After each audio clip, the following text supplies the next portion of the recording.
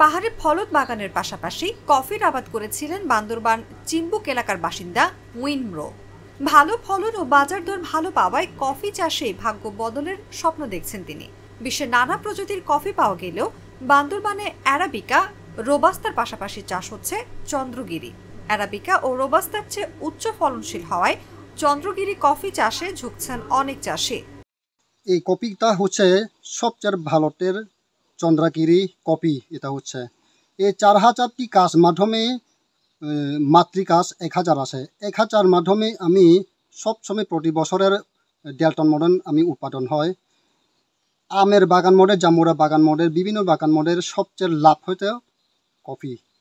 এর কপি মাধ্যমে সবচেয়ে চিম্বুক লেভেলের মধ্যে সমস্যা হচ্ছে এর পানি জুড়ি এরকম লাইনে জুড়ি আছে, এরকম জুড়ি সরকার মাধ্যমে কিছু সাহায্য জুড়ি পায় আরও কপি বেশি ফলন দিবার সম্ভাবনা বেশি আছে। তারপরেও সরেজমিনে জানা যায় চিম্বুক পাহাড়ের রোয়াংছড়ি উপজেলার তারাছাই ইউনিয়নের বাবুপাড়া এলাকার পাহাড়ে 10 একর জমি জুড়ে আম, জাম্বুরা, ড্রাগন, লিচুর পাশাপাশি চাষ করা হচ্ছে কফি। কফি গাছগুলোতে ঝুলছে লাল সবুজের কাঁচা পাকা কফি চেরি। তো মূলত এই যে প্রায় 7500 কৃষককে আমরা এই গত 23-24 অর্থ বছর পর্যন্ত প্রশিক্ষণ দিয়েছি।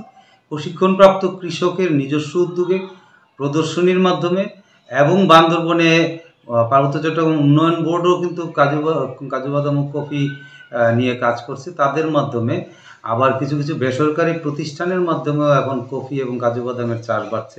তো কফি এখন প্রায় 1850 একরে উত্তীর্ণ হয়েছে 23-24 অর্থ বছরে। এ জাতের গাছে রোগবালাই কম, তেমন পরিচর্যা করতে হয় না, উৎপাদন খরচ কম হওয়ায় লাভও ভালো হয়।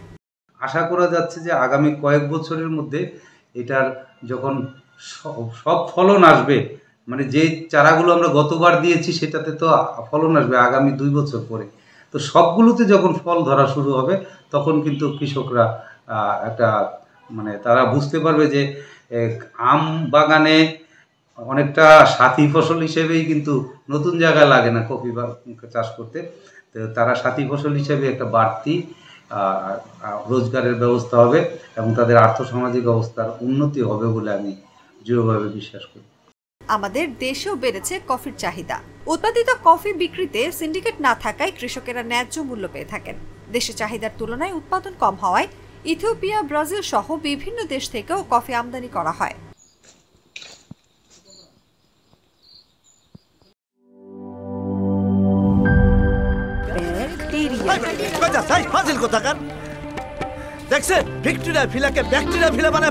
বলবেই তো, আপনি তো বাড়িতে ব্যাকটেরিয়ার চাষ করেন আর বাড়ির সবাই মিলে তাই খান। মানে অস্বাস্থ্যকর পানির ট্যাঙ্ক বদলে নিয়ে আসুন সেরা ওয়াটার ট্যাঙ্ক। সেরা ওয়াটার ট্যাঙ্ক অ্যান্টিব্যাকটেরিয়াল অ্যাডিটিভ যুক্ত সেরা ওয়াটার ট্যাঙ্ক বিশুদ্ধ পানিতে ব্যাকটেরিয়া জন্মাতে দেয় না। কি বুঝলেন?